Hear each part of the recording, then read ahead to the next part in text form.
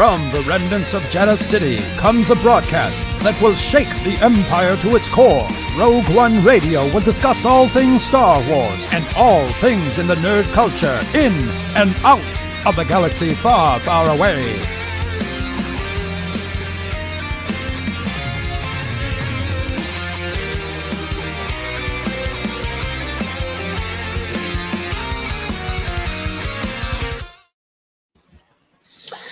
Hey everybody, you are watching Rogue One Radio. How's it going out there? This is Steve, and with me, of course, is Nicole. And joining us tonight is Andrew from Science Fictionary and the Coruscant Radio Underground. Yeah, thanks for having me on. And yeah, thanks for coming. And it looks like we've already got chat room filling up here. We got Dragon Buddy in there that's actually been in here for a bit. Nicholas from Backyard TARDIS is with us. Hey, Nicholas. And Chantel is with us. Melanie is with us. And who else we got? Kelly, a.k.a. Lunar Girl, is with us. And Danny from Comics and Cosmetics. So we're already filling up. And so we've got a fun show tonight. We are going to be talking, of course, about the season premiere of Andor. Aww. Yeah, we'll get to that. But first, we're going to things up and then look at what happens. Look what happens. But go ahead. We'll get there. We'll get there. I'm too excited. That's all. We will get there. We're going to kick things off with our first music break. This one is from the Raging Nathans. They are a band out of Dayton, Ohio.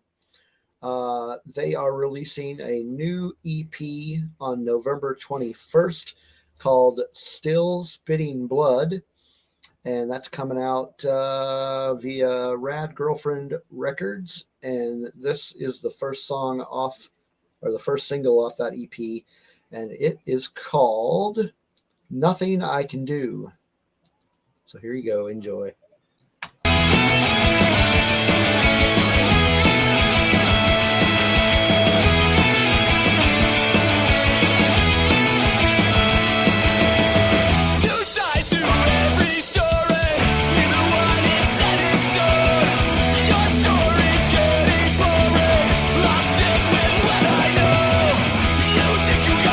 Figured out.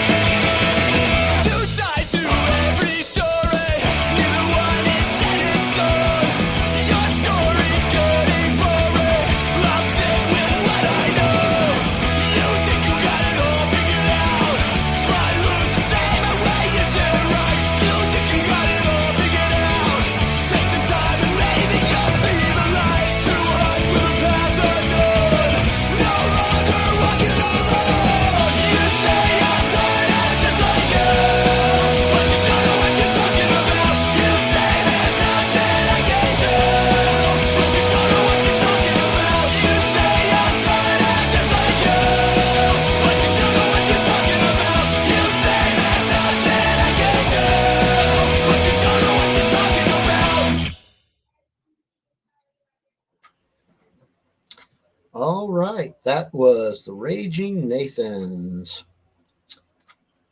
with Nothing I Can Do. And we've got some more cool tunes coming at you in a little bit. We got a couple of newcomer, well, not really newcomers, just new from the last few minutes in our chat room. Ro from Scare of Scuttlebutt and Tina are both with us. So we're filling up tonight. I think we're going to have some fun. And we've got a new segment to introduce tonight. Kind of new. Kind of. Ish. Different. Changing it up. Yeah. Changing it up a little bit. But before we get into our chit chat, Nicole, you've got something you really want to talk about. Oh my gosh.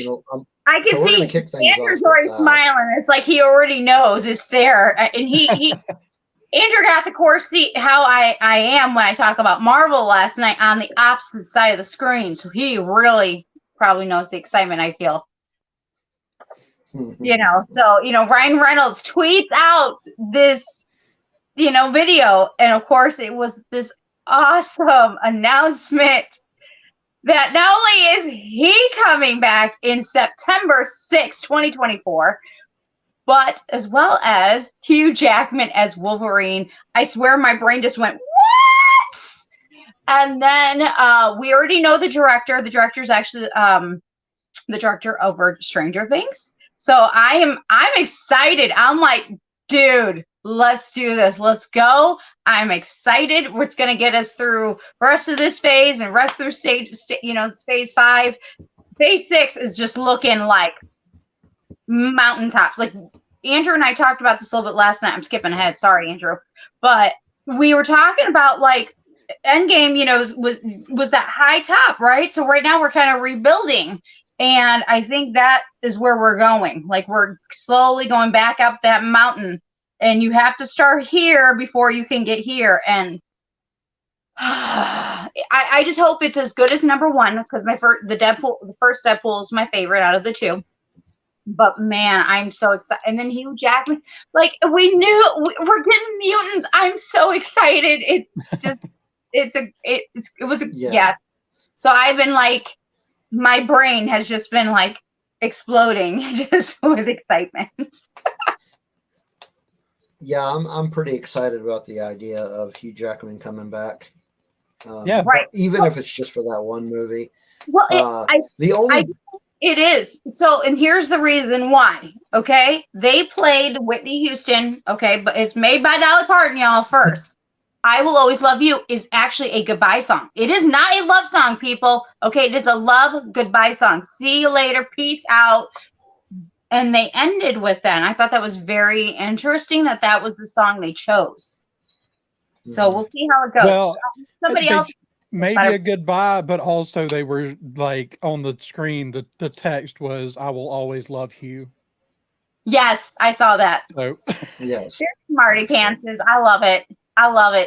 And I'm dying to see Dolly Parton at this point, like text, "Yes, I officially said that was okay to do." Like, I'm just like waiting to see if she says anything because that is her baby, so they technically have to get her approval. So, man, Elvis Presley couldn't get the approval, but Whitney was. So who knew?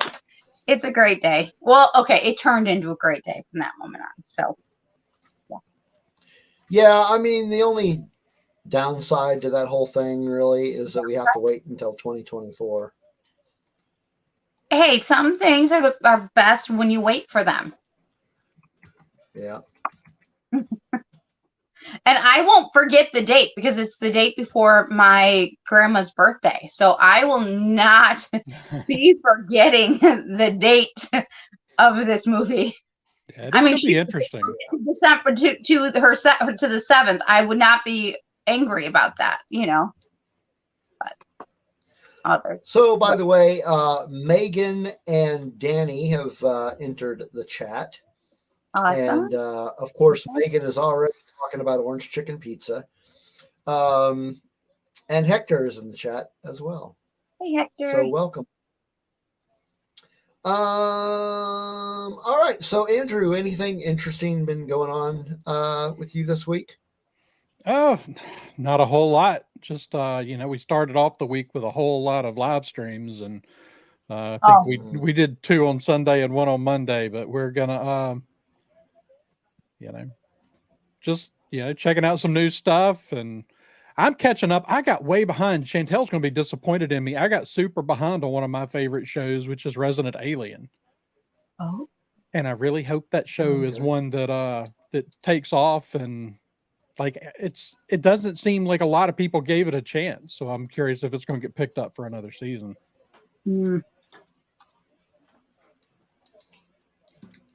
How about you, Nicole? Anything interesting going on? Well, it's interesting. Andrew mentioned a live stream yesterday, and yours truly was on there. Which I was very thankful to Andrew and Marisha. They pushed back the time a little bit so I could come hang out and geek out about She-Hulk and talk about all the amazing Easter eggs that can be found amongst other things. So it was a really fun time, and I'm still really excited. So for those who are in the chat and haven't seen it, you should check out Science Fictionary's latest episode with me, as we talked about She-Hulk. But before you get up saying, but it was boring, watch it, because you'll be surprised. We will just give you all the wonderful Easter eggs we found, as many as we could find. We talked about. But other than that, it was a fun weekend. It was my mom's birthday on Sunday, so we had a fun weekend. I actually thought about you on Friday, actually, Steve. We went out to a local band, and I'm like, man, Steve would love this. But that's what we did. We went out, and then on Saturday we went to go see a local we went to a local orchard, to get apples and cider and all that goodies, and just had a really good weekend. Bears won on Sunday, so that was pretty awesome. And yesterday I got this really cool delivery, and it was over the weekend, but I didn't get to it until Monday. And that was, of course, Lost Stars. Thank you, Steve. I'm so excited because this is what we're going to be reviewing for something for December. So I'm very excited, and I appreciate you and DJ so much. So yes, all those little details, all the small things really make for a really good day or a good week. Got to count all those little things. So yeah. Very cool. Yeah. And so that's a little sneak peek into what's going to be going on after we're done talking about Andor in a couple of months. Looking forward to that. Man, what have I been doing? Not much of anything. Working. What have you been? I didn't do anything. What did I do this weekend? I really haven't done anything. I've been doing a lot of. I would say I've been doing a lot of reading, but I've been doing a lot of listening actually, to audiobooks, which we'll talk about here in a little bit. I also did want to point out though that I am wearing my Relish brand Hawk shirt. So love it. Check out Relish Brands. They are a Chicago-based company, apparel company, and Derek is a cool guy. And met those guys at Riot Fest. Of course, we talked about that last week. But good. I'm just so excited that you got to meet up with him and meet him. Yeah, Derek's a cool guy. Yeah.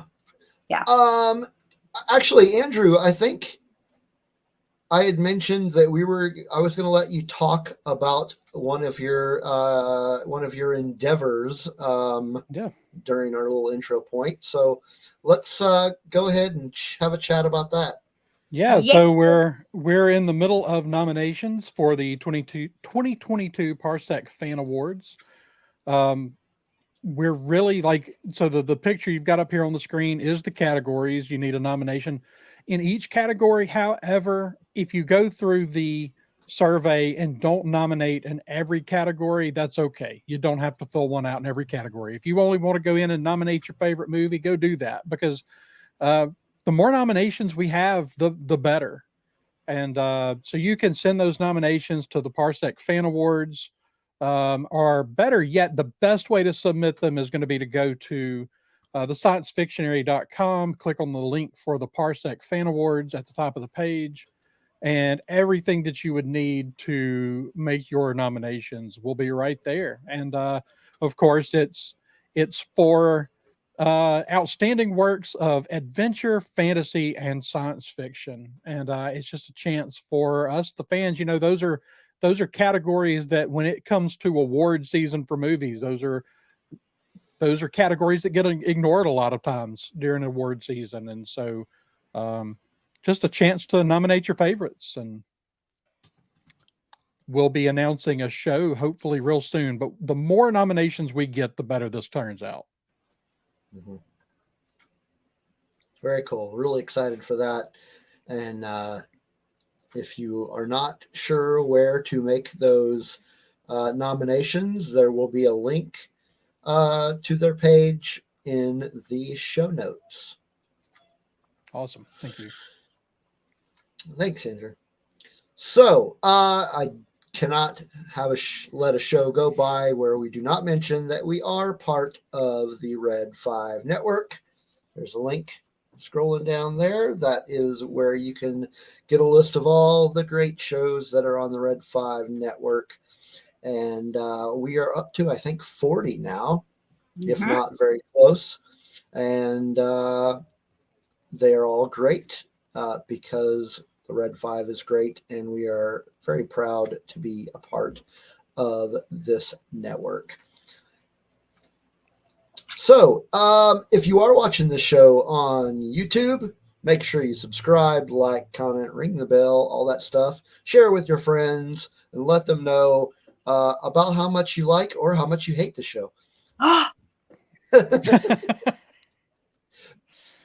And if you would like to get in touch with us, we are on basically all the social medias. So, I thought you were about to give a phone number.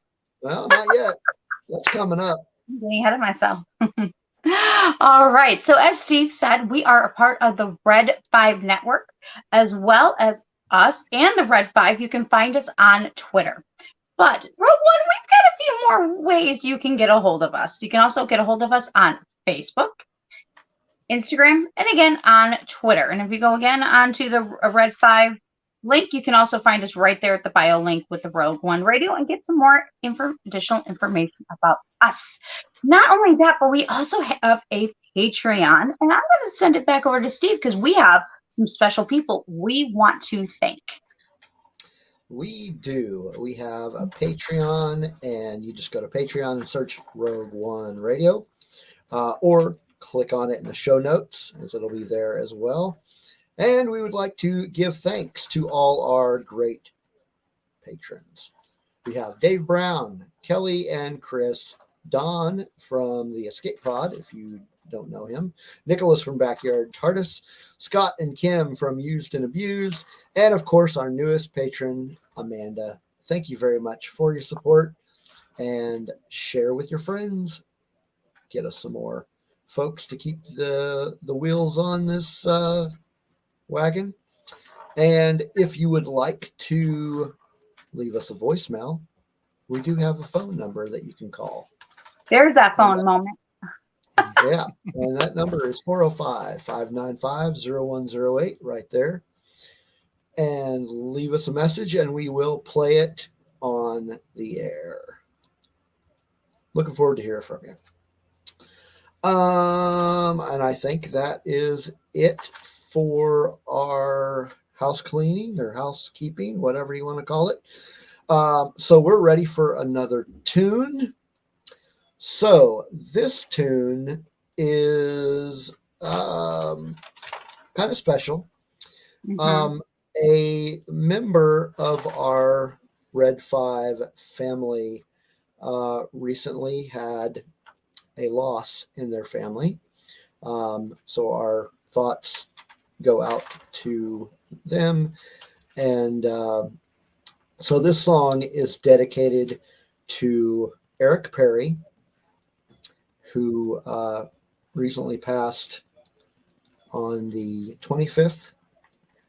And this song is from a band that he used to play in called Eaten Back to Life.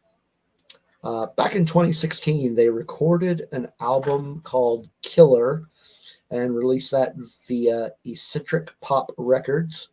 And we're going to play that song.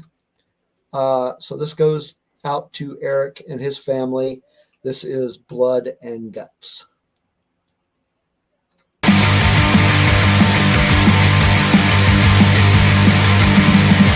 I break all my fingers, sever my spine and crack my skull. I cut off my ear and mail it to you. You off my arm, beat someone to death. Jump off a cliff if you jump first. I follow you to hell as long as we're together. I take a walk in the park with the living dead. Use a chainsaw to cut off my head. Try to get abducted by a UFO just to make you understand. I'd do anything for you. I'd love you to death, it's true.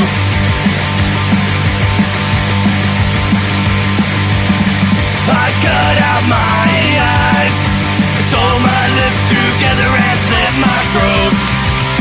I swim in a pool filled with rusty razor blades. Big toxic waste like a nuclear high. Smoke poison, we trip out and die. Bury me in the pet cemetery and I'll come back to life. I share needles with an addict. Throw bats underneath their face. I quit all of my bad habits. They never rinse off my plate. I'd do anything for you. I'd love you to death, it's true.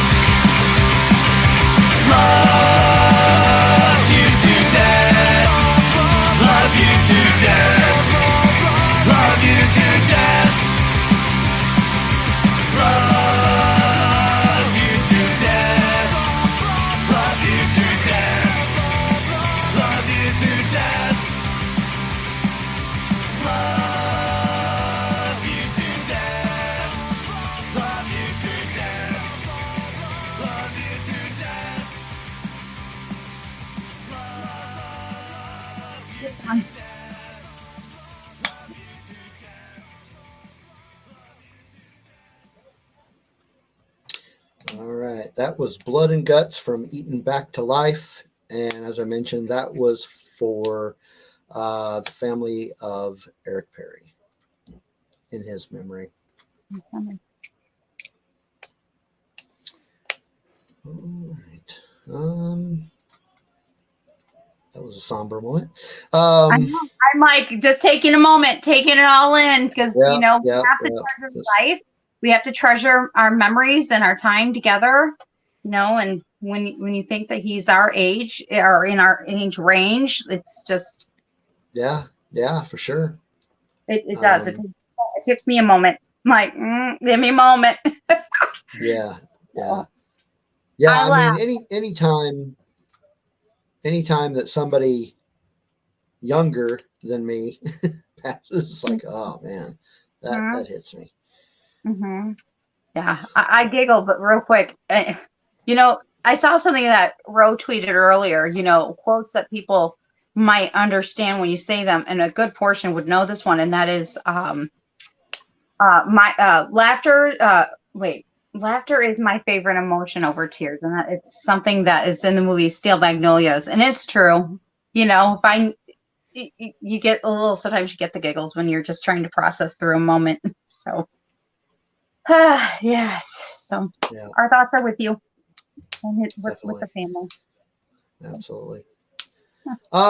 So while we've been jibber jabbering here, DJ jumped in the chat, as well as Brandon is with us. Hello. And I think that's all the new ones, unless I missed anybody. But let's go ahead and introduce. I didn't come up with any intro music for this new segment, but I'll have to come up with something for it later. It's new. It's a new segment. Yeah. We are calling this one. What are we calling this one? Oh yeah, we are calling this one R1R's Picks. Yes. So we are going to be talking. Wait, what? If Steve shaves, he'll shave 13 years off his age. That's not it. And look very goofy. So no, I won't be shaving. What was I talking about? So in this segment, we are going to be talking about. Each of us are going to pick something that we've been reading or watching and enjoying, and just chat about it a bit. This is we're doing this to replace the news segment that we decided to more or less discontinue. Just wanted to shake things up, so we're doing things a little bit different. Andrew, did you want to start with yours, or do you want us to start? He just just right as he left. Yeah. Sorry. That's all right. That's all right. Did you? I had to leave for just a second. So if you asked me a question, I didn't hear it. He didn't hear the so we're doing our R1R's pick segment Right. now. So if there was something that you have been watching or reading lately that you've been enjoying and would like to tell us about it. Yeah. So I've been reading this book, or it's the first book in a series by Andrew Peterson. It's called The Wing Feather Saga.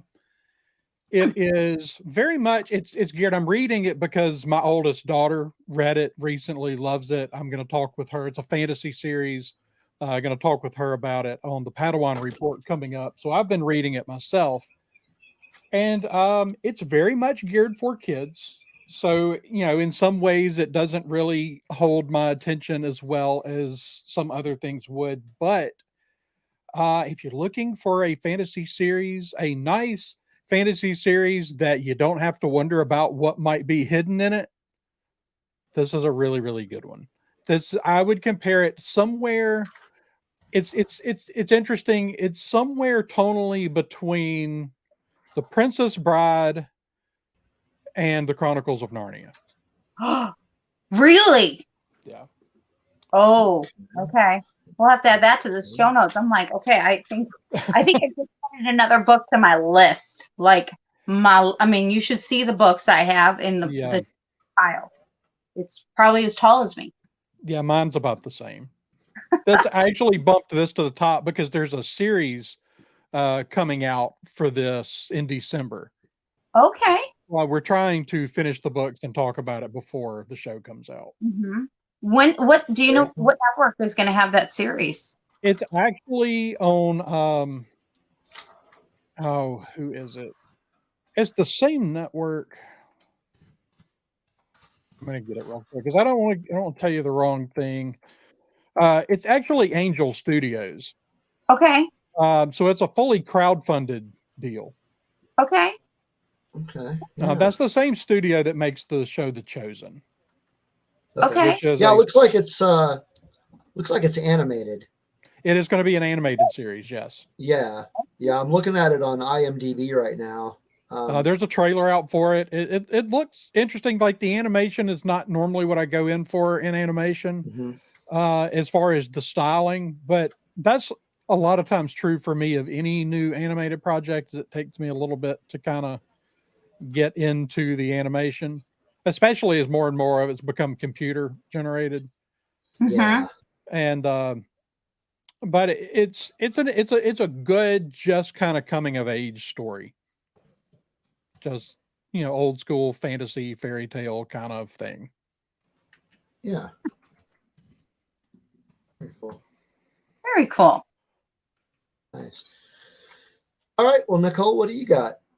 Okay, so I kind of went to the vault. I don't know if I've actually recommended this before, but if I haven't, I'm doing it now. I feel like I might have, but not here. Maybe it was somewhere else. I chose a book, actually, I wish that they would make into a movie for TV, but it would have to be on Disney Plus. I read this book in less than 24 hours because I couldn't stop reading it nonstop. Like I was up, I had to have answers kind of thing. And it's from Kevin Schnick. It's called The Force Collector.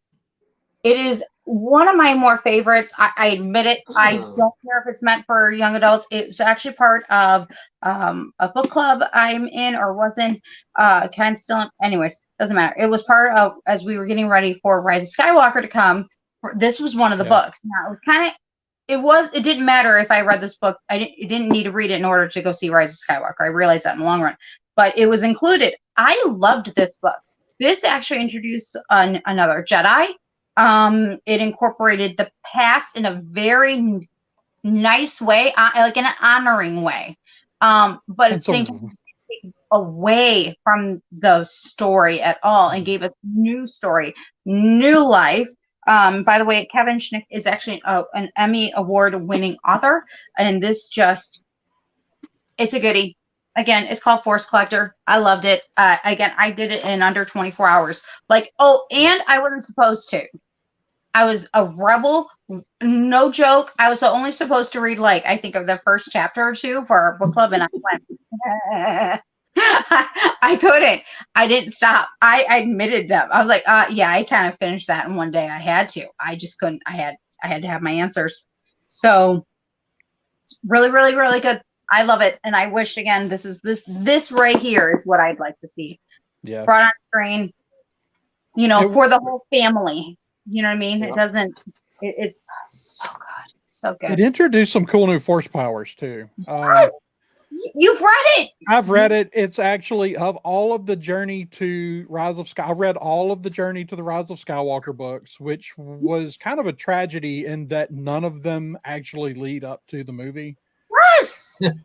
So I don't understand why are you doing these Journey 2 books and none of them matter.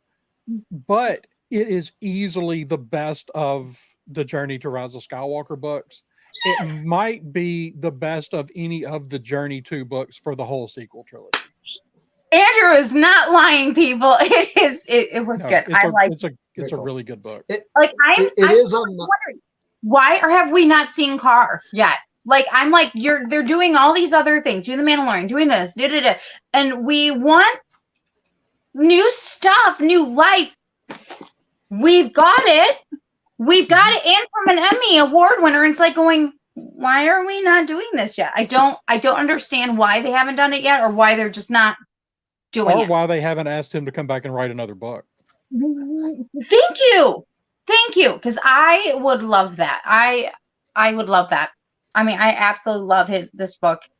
And Carr was a great story. I mean, and I love that they didn't, again, the one personal nod that they bring in the past is done, I think, very well.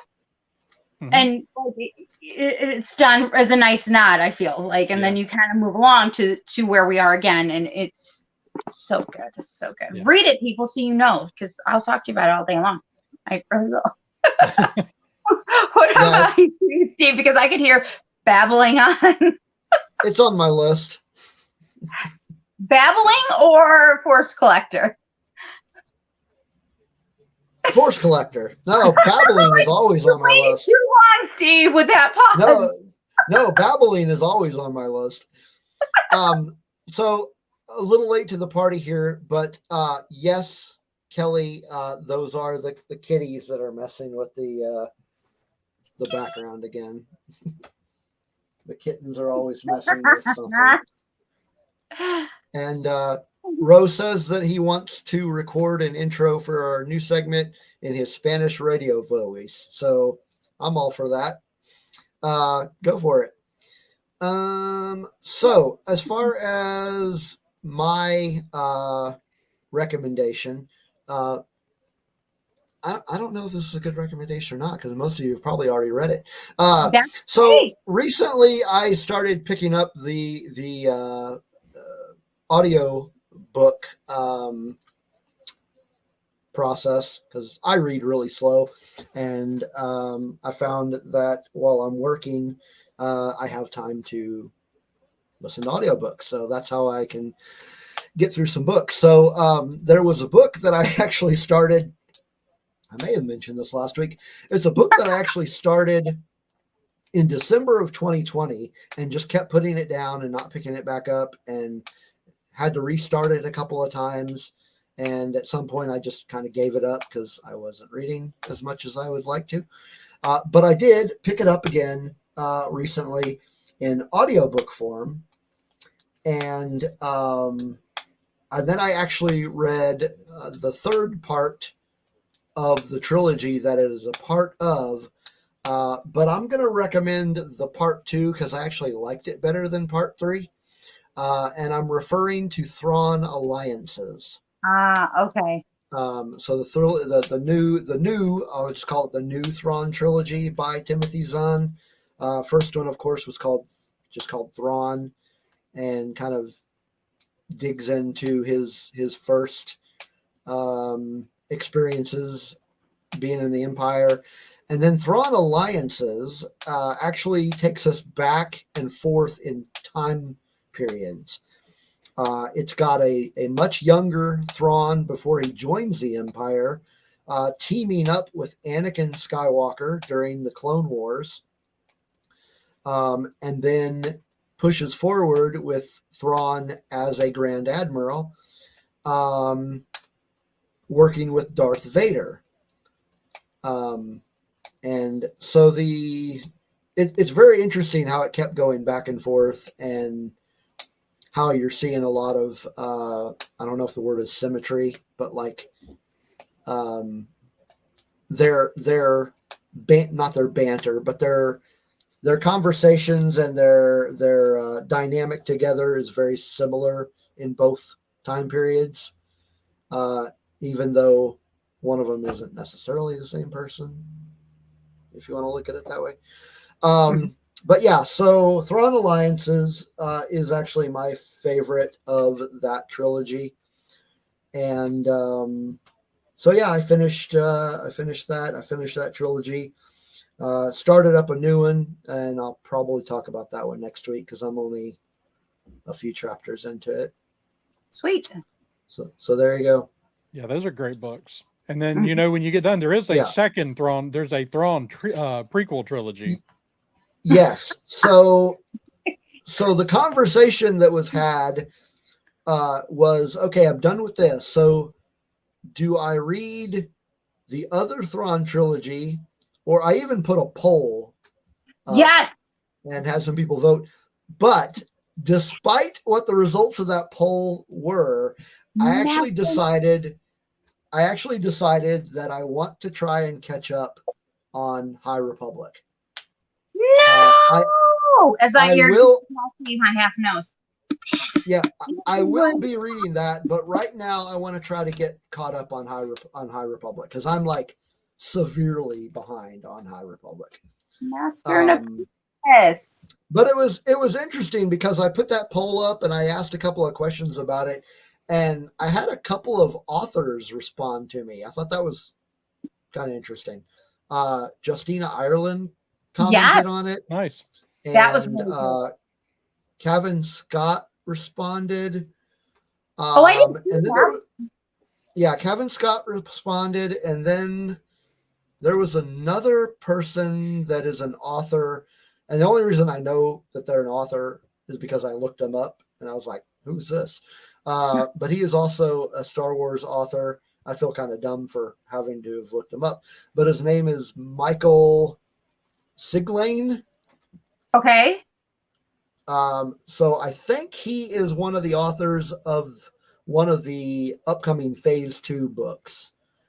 But in any case, I thought it was interesting that I had a few authors respond to me about what I wanted to read. So yeah, I decided to pick up the High Republic again.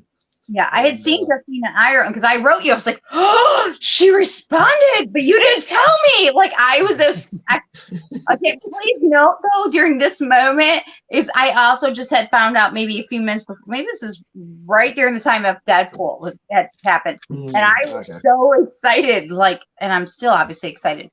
And I'm like, you didn't tell me. Like I was so excited for him that Justina Ireland had responded, because I think it's really cool when authors take time to respond, to people. Yeah. Very cool. Very cool.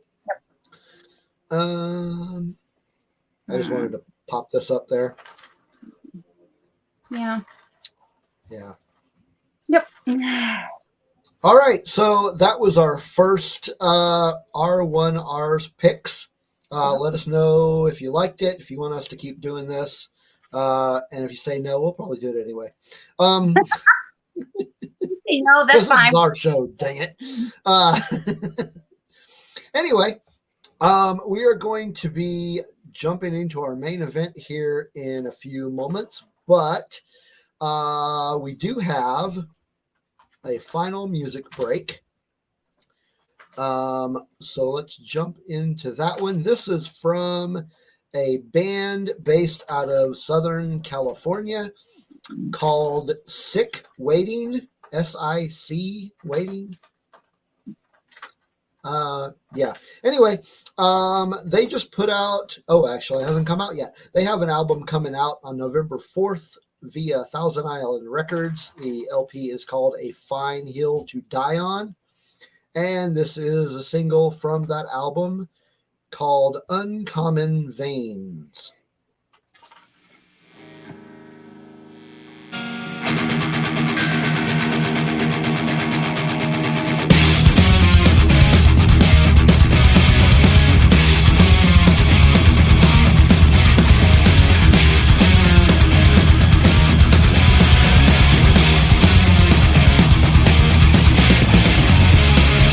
We are the last living things in the night. We hide in shadows and corners and work away from the light. A product of environment, finish then we start again. We need no alibi.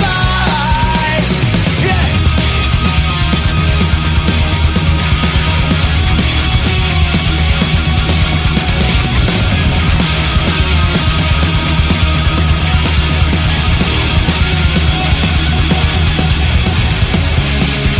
We share uncommon veins and arteries are the same. And it's not uncommon these days to relegate to a race. But the rats are all just dying off, succumbing to survivors of a lifetime running in place. And so the ship gets teared at our common fears. They hide in the light, and you'll find them in here. So all the disaffected, welcome to come and get it.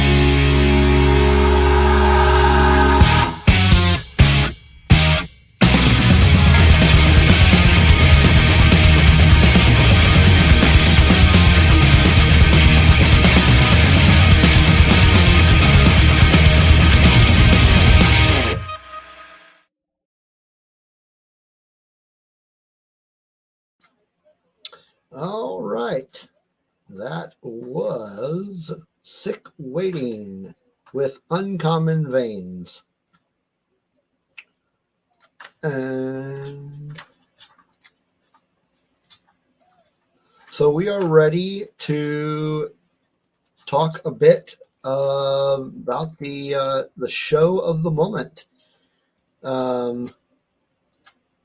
Last week we had finally, after much waiting, the premiere of the Disney Plus series Andor, which is a prequel to Rogue One Radio, if you didn't already know that. If you didn't, I don't know why you're watching this show. But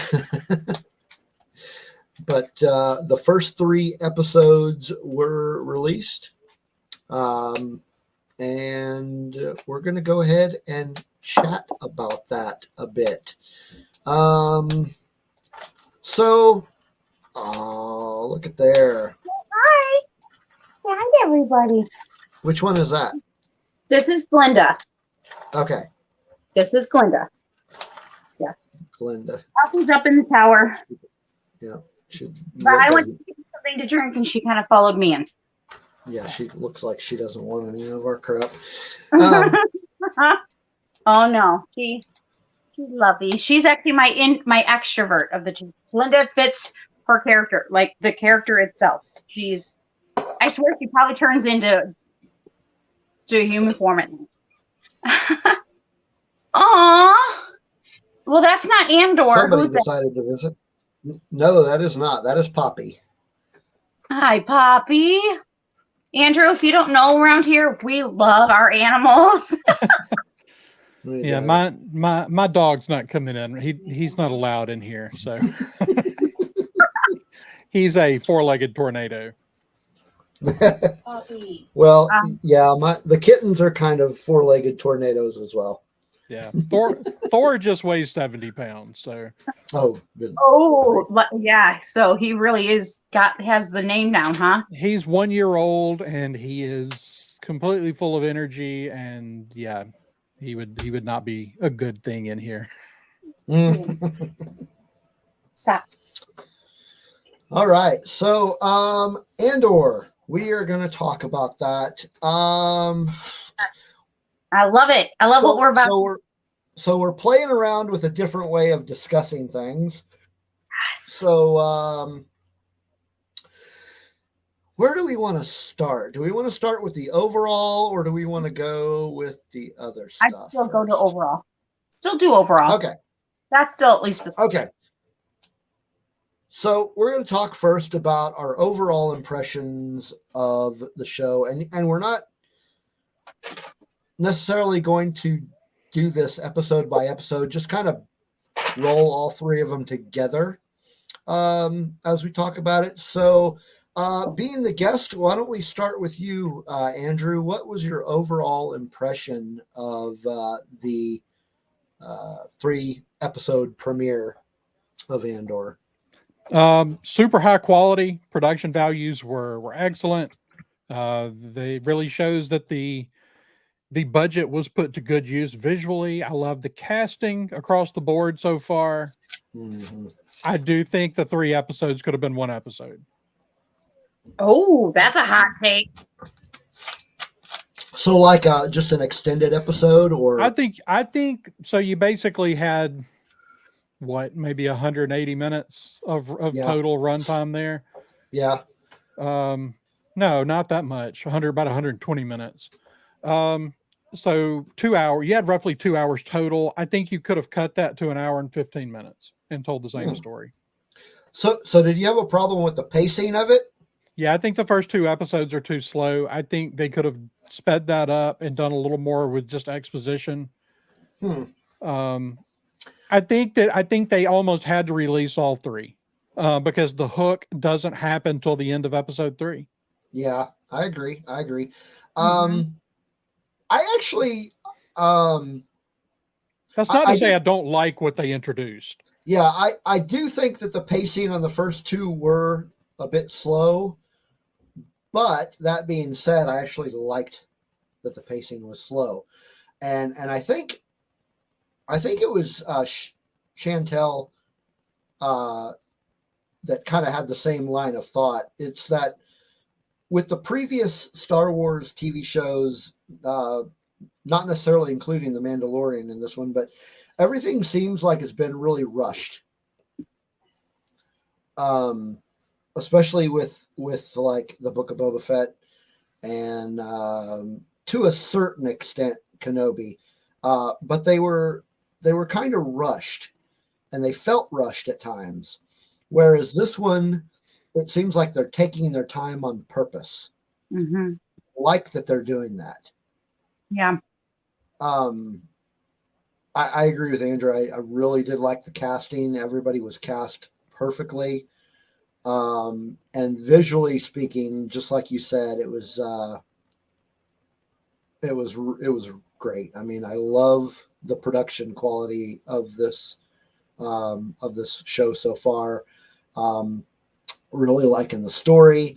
I really like how, I mean, at least for me, with pretty much every character on there and every plot point, it's pulling me in more. Like, I want to know more about this character, and I want to know more about this planet, and I want to know more about this organization, and I want to know more. I want more. I'm just eagerly anticipating more. So Ro posted in the chat that 3 episodes was a perfect arc. I do agree with that. What do you think, Nicole? So I can see both of your point of views in regards to the timing, because there are points where I did feel like it could have been sped up, but at the same time, I'm like, I wanted the story fleshed out, and I think that they did that. So it's like, then it kind of goes back to writing, and yeah. Part of me goes, well, then do I just need to be patient? I think, and part of it goes also to the back. Are we as such a society that we're so in a hurry, such in a rush that we're so now everything else has got to be hurried, Yeah.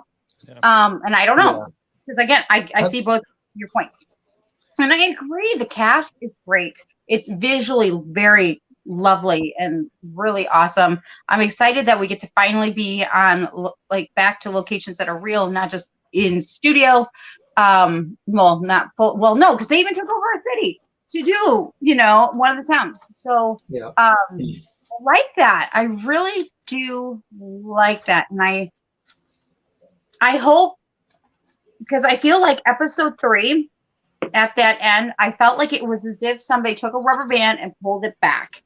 And so I'm hoping that tomorrow when we get to the next episode, it just go. You know what I mean? Like a rubber band. They just let that rubber band go and it just hits perfect. And I really hope it's good. That's a very good analogy. Yeah. Because but I think so. Ro was in the middle of the topic. I don't know if that was the end of his comment or not. He says, I can see that the first 2 are a bit slow, but was there more to that? Mm-hmm. But we're getting. Oh yeah, Melanie just made a comment here that is very good. It's purposeful storytelling. There will be payoffs with this that we're missing in other series. Yeah. Yes. I can agree with that. I hope so, but I feel like we spent a lot of time introducing stuff that we've walked away from now, and so for that to pay off, we got to come back to a lot of these characters that we've already spent time with. And my concern is that we spent 3 episodes introducing these people in this place, and now we've got to go somewhere else and spend a couple episodes introducing more people in another place. Well, we already know one that's coming, but we've already met her. Yeah, but we hadn't met our Imperials yet. Right. We'll see how they have this wrote up for us. Yeah.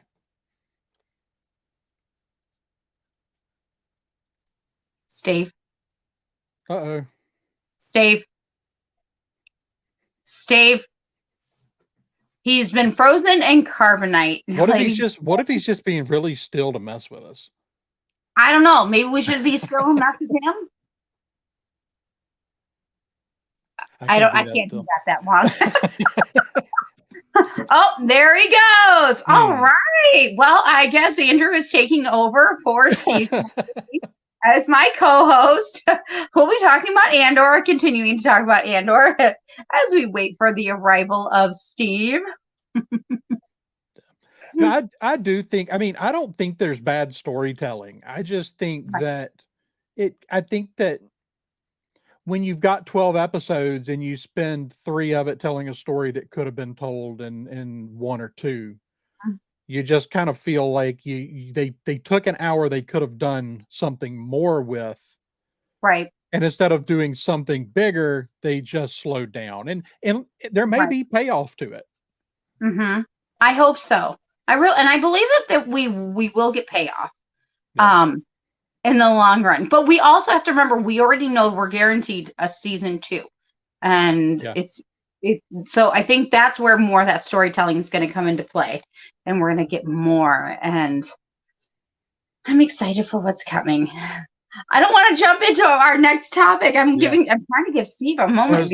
I'm just laughing. Megan says when Steve gets kicked off his own show. We have taken over. So the cats work for the Empire. That's right. Well, that's probably true. Or Bub happened to be there and pulled the plug. I mean, that's a possibility too. I mean, So Bub was yeah, on. my internet went out. That was awesome. Oh, I was just thinking maybe Bub had popped in or something, or the cat, or Megan had said maybe the cat took it out. I wish. Okay, so what did I miss? Oh, we were just taking over the show. That's all. Oh, okay. We just kind of kept circling the same topic. Yeah. Oh, that's good. That's good. I didn't want to jump into what we're going to be talking about and how we're going to talk about it. So, Gotcha. Okay. So overall, I think, I mean, it sounds like everybody agrees that it's good at least. And Tina said it's going to be a slow burn. I think we're going back to that same. So Megan said, so the cats work for the Empire and don't want this to be broadcasted. yeah. See how that works? Yeah, there you go. See. Yes. Okay. So let's talk a bit about the locations that we got in the show. So we got a couple of different planets that popped up here, and so the first one was I've got it written down here. Where is the name of it? To start with an M, an F, or a K. It started with an M. It's the Morlana. Thank you, right, Morlana. kind of the corporate sector, if you will. Mm-hmm. So I think it's actually Morlana 1, right? Yeah. Yes. So that kind of reminded me, not to a large extent as Coruscant, but kind of more Coruscant than, say, Tatooine or any of the number of planets that you would find. Morlana 1 seemed very, large city, a lot of stuff going on in the city, and essentially run by this corporate authority, whatever you want to call them. And so it sounds like the Empire, has control of the planet, but basically through a proxy. Yeah. Which is where this organization comes through, or comes into play. And they're not exactly the Empire, but they're not exactly not either. It's like I said, they sound like they're kind of a proxy for the Empire on this particular planet. Right. What thoughts did you have about Morlana 1, Nicole? I think we're still learning. Okay, this is probably the planet that did not excite me the most. Okay. That we're going to get to. As you can tell by my face, like, let me think on that. It'll be interesting to see because, again, I feel like we don't know a lot. One, we don't know a lot about these planets in general. Like, we only know some details. So it's nice to see an introduction to something new, something fresh, something we haven't seen before. So I really, Morlana 1's not, I admit it, it's not like the one that I'm most excited for. Like, you'll know when we get there. I mean, again, I guess because it's corporate and we know that I'm trying to find my words. I'll let you guys catch up and let me find my words because Yeah, I mean, like I said, it looks somewhat like Coruscant, but not at that big a level. Do you have a name you can throw up? Like it's so. I'm trying to think about how. Like I feel like I know, trust me, again, when we get to the one planet, you'll know, because when you connect with a planet, you kind of connect differently. Yeah. So Now, is Morlana 1, this is the planet where this is not the planet where he lives, right? This is the planet where he shoots the guy. Right. This is the planet where he bumps into the guards. You're right. I got big Blade Runner vibes from that planet. Yeah, I can see that. Right. I guess we're still going to be, I think we'll be learning more about that planet. Again, I don't see them introducing without adding on.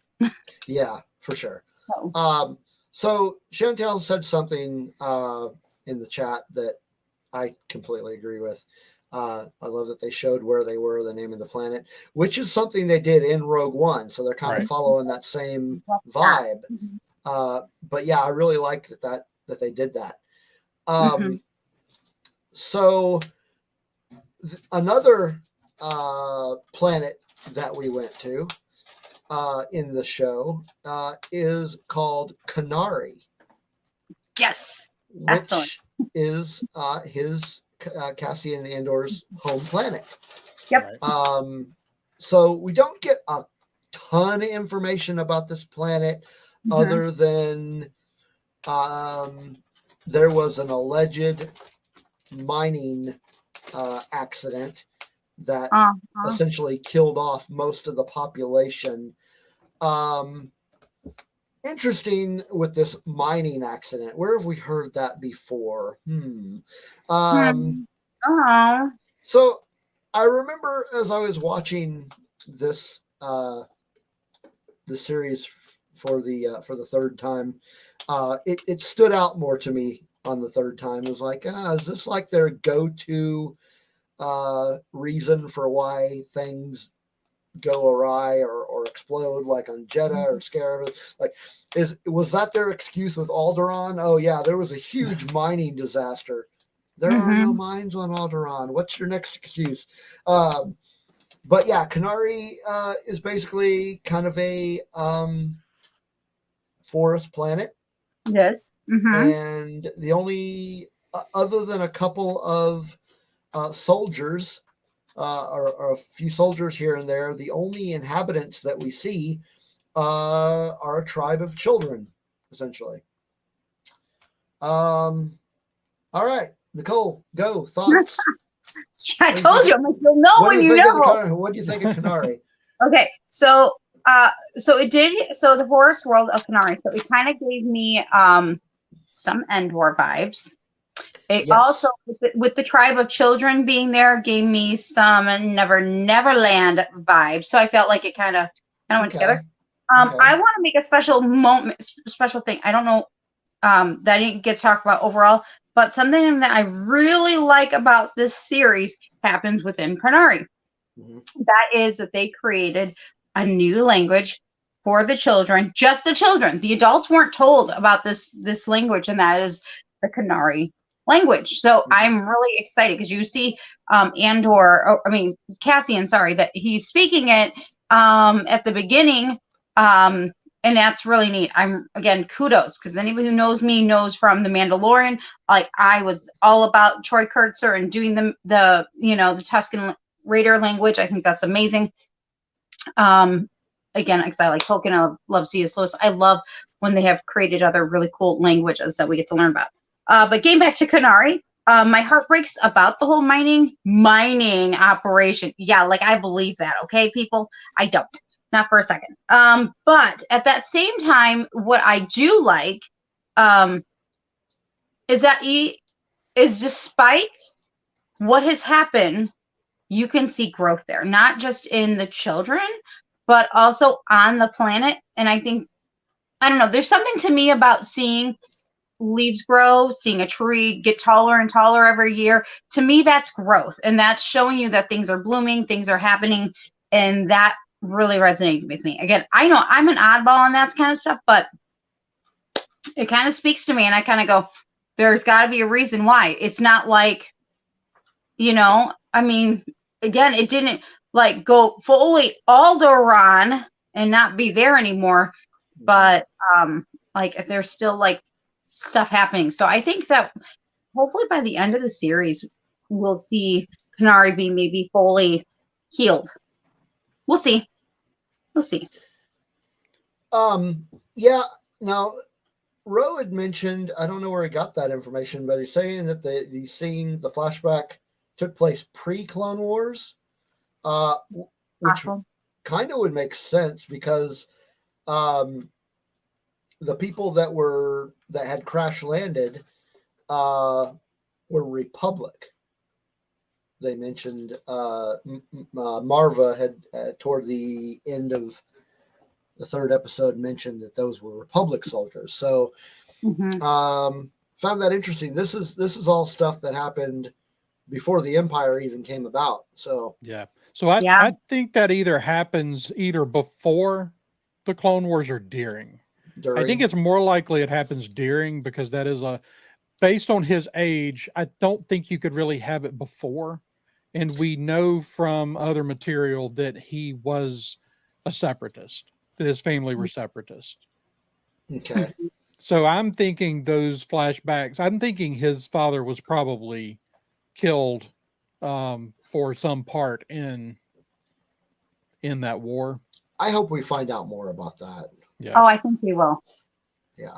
I think if you're going to mention that, you have to give us something. Okay. So Rose says that he read that from the Andor Twitter account. Okay. So I'm going to have to start paying more attention to that one. I do think they muddied the water a little bit. You know, we had always gotten the line about he had been in this fight since he was 6 years old. And then you would look at his age, and I don't buy him as 6 years old in the flashback scenes. Yeah. So I don't know. I just, and when that occurs exactly, like I said, either before or during the Clone Wars, but I think they kind of muddied the water up a little bit. So I'm hoping they clear that up somewhere down the road. I agree with you on the age thing. In fact, when I was watching it, Jay was watching it with me, and I was like, do you buy that kid's 6 years old? And they said, no. And I'm like, yeah, me neither. I don't see how they can pull that off at 6 years old. Yeah, I'm assuming until they tell me different, that 6 years old is when he lost his father. Yeah. So Dragon Buddy is saying that it might have happened right around or just before Revenge of the Sith. I could buy that. Yeah. I could buy that. Just prior to the rise of the Empire. So yeah, this was a really cool planet, and somebody I can scroll up. Somebody in the chat, it may have been Ro, mentioned that. There it is. I love that there were no captions on the Kanari language. I really like that because it really kind of gave you more of a sense of their. I don't even know the word I'm trying to say. It just gave you more mystery surrounding this planet and its inhabitants. So yeah, this was a cool planet. I really liked how it looked. I really hope we learn more about this one as well.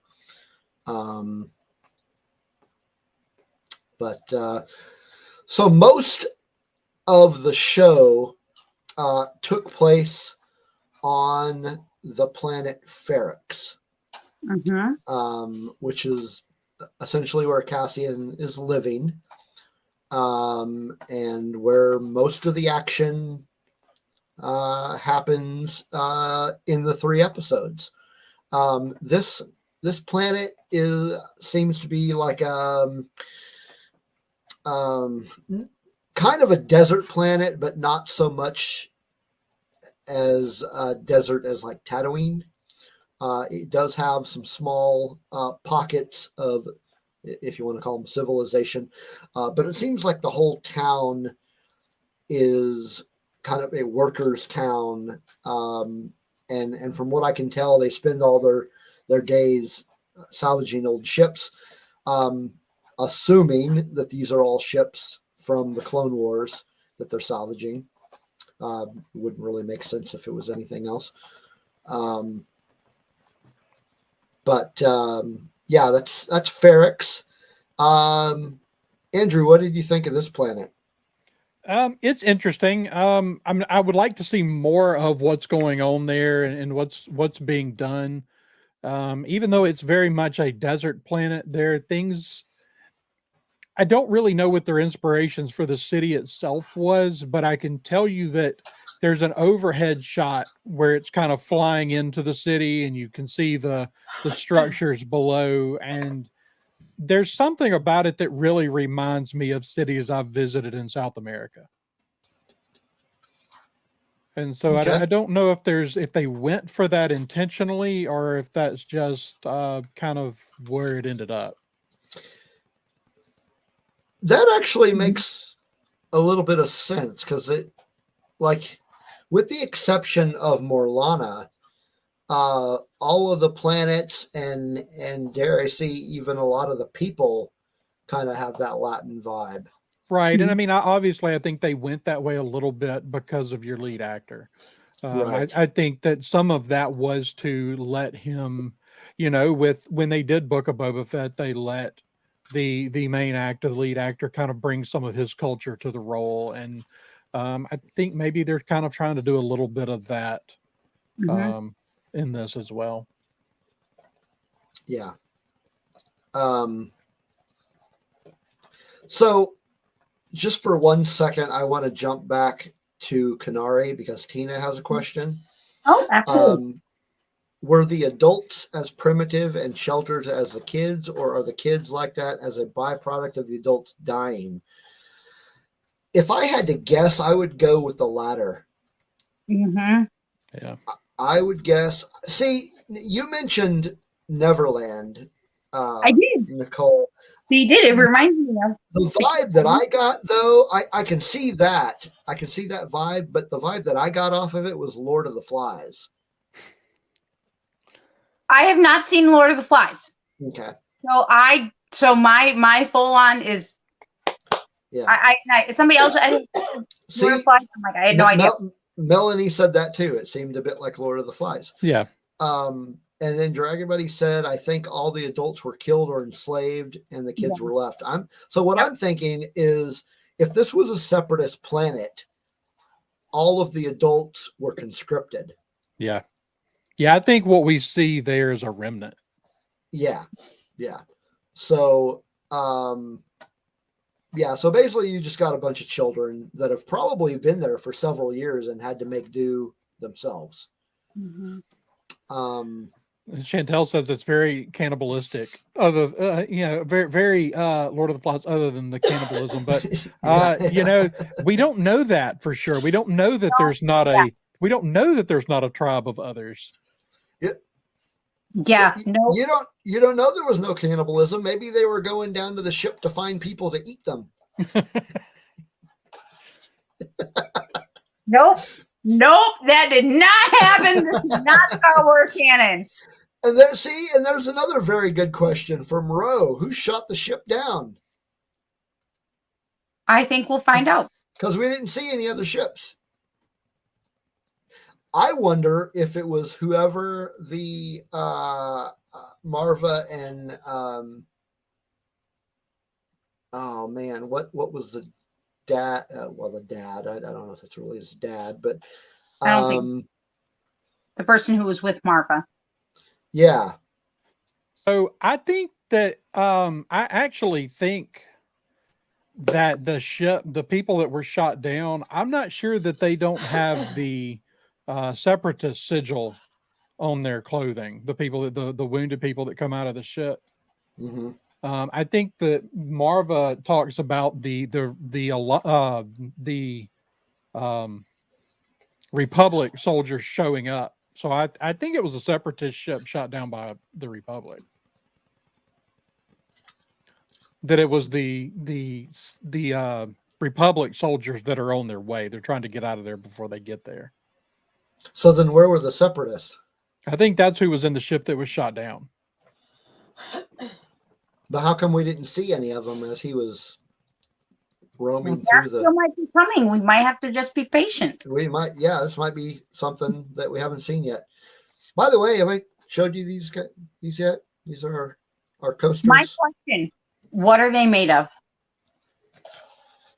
Seems like cardboard. Kind of like plastic then. Yeah, they're not plastic. I mean, they were really cheap. So I ordered like a very small supply just because I wanted to see. Yeah, I don't think I'm going to order any more of these just because the construction's just kind of like, I've got my drink sitting on one of them and it's getting really wet. I think it's like soaking through. So I think it would have been, yeah, I think the plastic route would probably be better if I could find some. Always All right, a squirrel. Always a squirrel. Always. Always. So we were talking, Ferrex. We were still talking about Ferrex. Okay. So Ferrex, Nicole, what do you think about Ferrex? Okay, so the first thing I thought when you said Ferrex was what Camray, and we didn't get permission yet to show it. So, but I was thinking about his video tonight. As soon as you said it, I started doing this. So those who are watching, yes, I tried to do the dance, but it's hard to fall. And I'm not going to fall on the video from doing the Ferrex like rabbit dance. So, but because they said they'd riot, there you go. This is what you get. That's okay. Is what you gonna get. Okay. So Ferrex, again, like you, I think it's very middle class to underclass, right? So your lower classes neighborhood. But what I pick up is different. So and what I like about this planet has actually more to do about the people than I do about the planet. And that is that the people, you can feel a good sense of community, and we are going to band together if we have to. You know, we will do what we need necessary. And that is what I got from the planet Ferrex. Again, from the tapping of that was another thing. I loved the bell. When he was hitting it, I was like, man, I want to do that. How do you get that job? And then, yeah, that's the job I want. And then I liked, and the fact that they all, in the next episode, of course, that's what we ended on, or near ending. And I loved that they banded together as a community to fight together or to band together. They didn't necessarily like they were fighting, but not like fighting. So I like that. Again, I picked up on vibes. I wasn't picking up on actual planet stuff. I was like, oh, dude, I'd come there because that's safe. That's because they're watching out for each other. And that's what that looks like. When you watch out for each other, that is what it looks like, you know? Yeah, exactly. Yeah, that's the vibe I got. Very, very blue collar area. Yeah. But let's talk about that bell ringer for a second. How easy a job. All you got to do is like go up there twice a day, and that's your job. That's all you do. What do you do the rest of the day? Does he have another job? You got to practice those moves. You got to practice those poses and stuff. Yeah. He's just running around with the bunny hopping guy. Orange pork and blue noodles. Okay. Porgs are friends, not food. So she does bring up an interesting point. The blue noodles. Oh my gosh. Yes. I love noodles. So I'm very curious as to what in the what. See, that's what Galaxy's Edge needs to do next, is they need to have a blue noodle station. They probably will. Yeah. Give me a second. Hold on. Let me pull out the Star Wars Galaxy Edge cookbook. Give me a second. Noodles. Shinobi. Well, the conversation in the chat's getting very amusingly anti-Tem.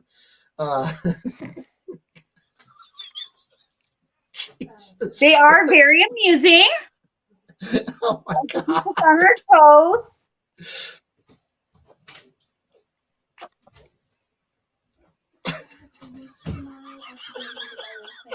You know you're not supposed to look at that. I couldn't help it. Kelly, do you need to keep your boy in line? Oh, snap.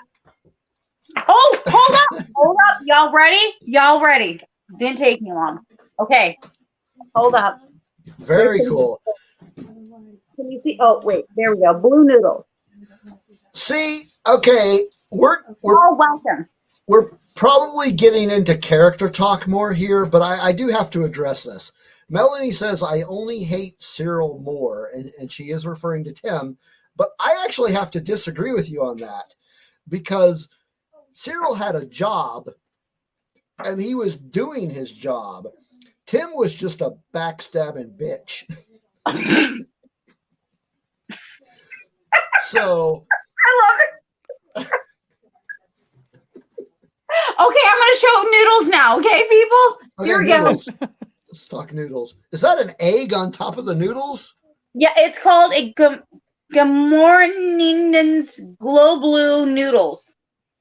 Chef Gamorman. Oh, I can't even pronounce his name. I can't even pronounce it.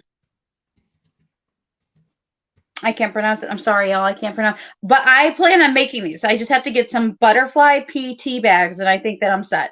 Because everything else I can do here. Everything else is pretty easy. I think I'm going to make this in the next week and let everyone know on Patreon how good it turned out.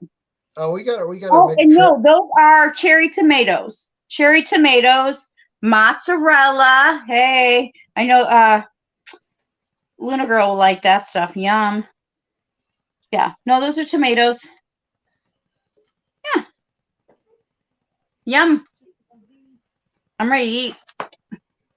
Hey now, where's your squirrel? You spoke first before I was off on my rabbit trail. And to help y'all, because you were talking about blue noodles, let's help y'all. Okay, I'll give you that one. I help next time. All right, well, let's since we've already gone down this direction, let's start talking about some of these characters. Yes, sounds good. So everybody in the chat is already talking about Tim.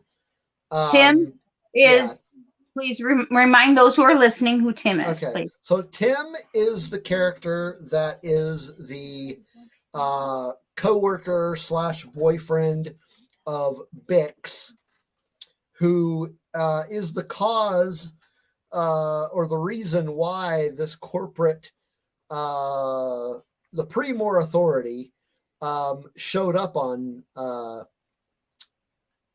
I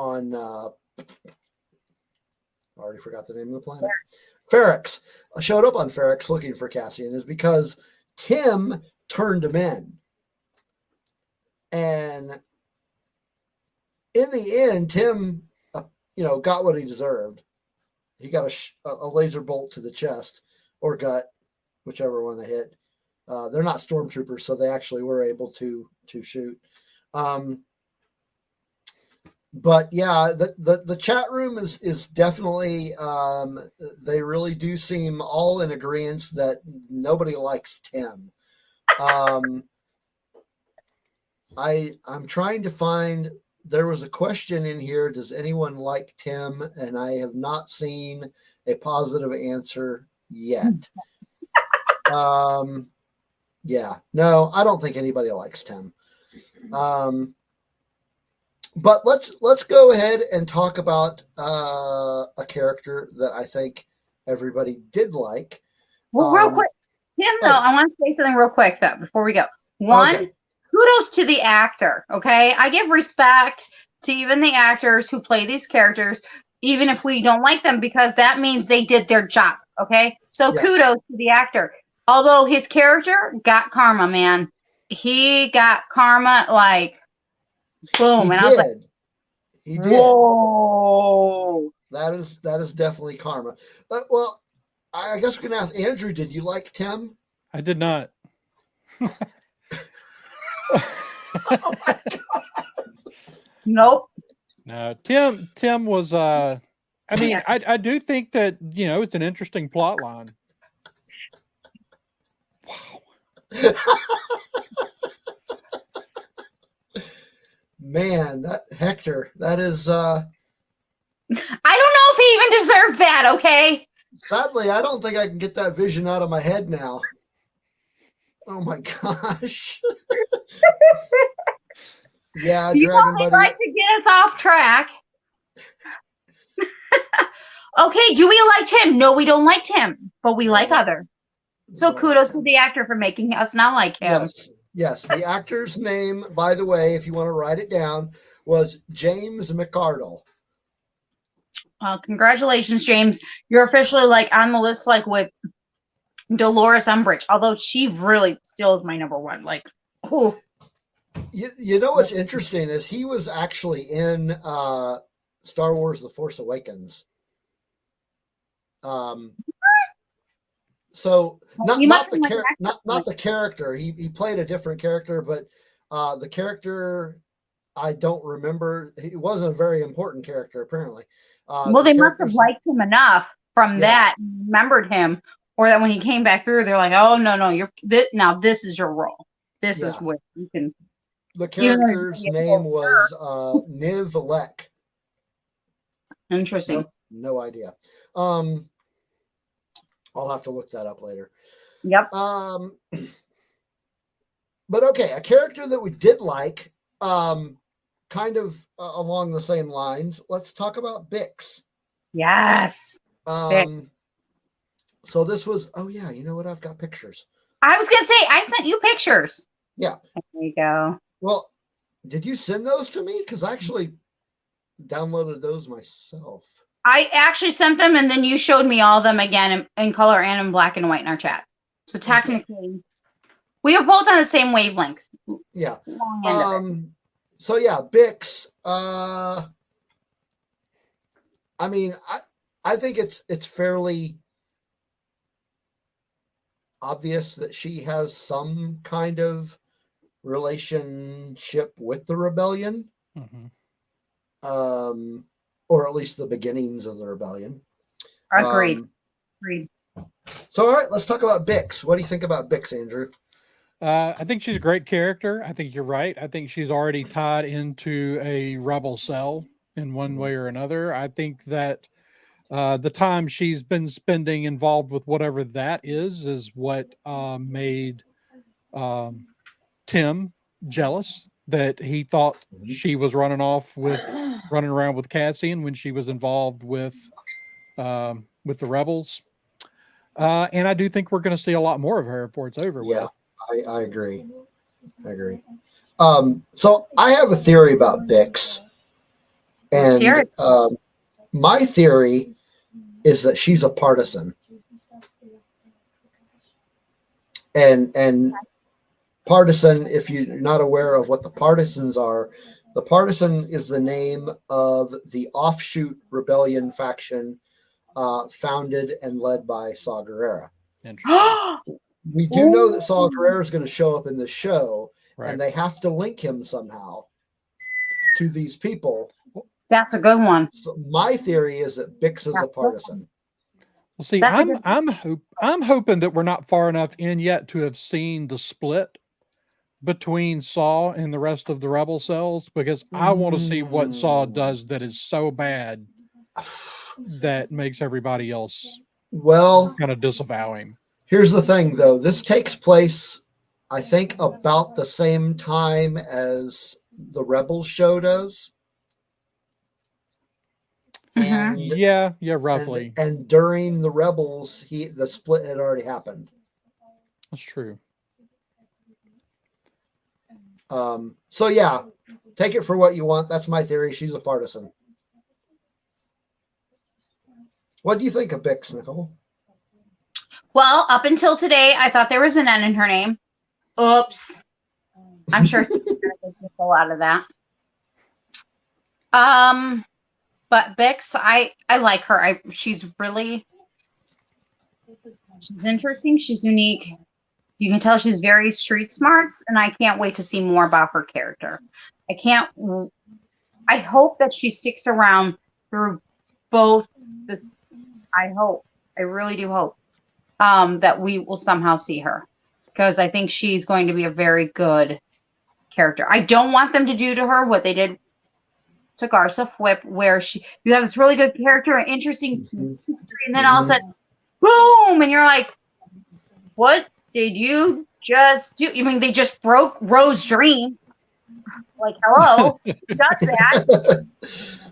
But I don't want that to happen yet, okay? Because let's just be honest, y'all. This is leading up to Rogue One, so we know that unless they got off the planet, we know what's coming.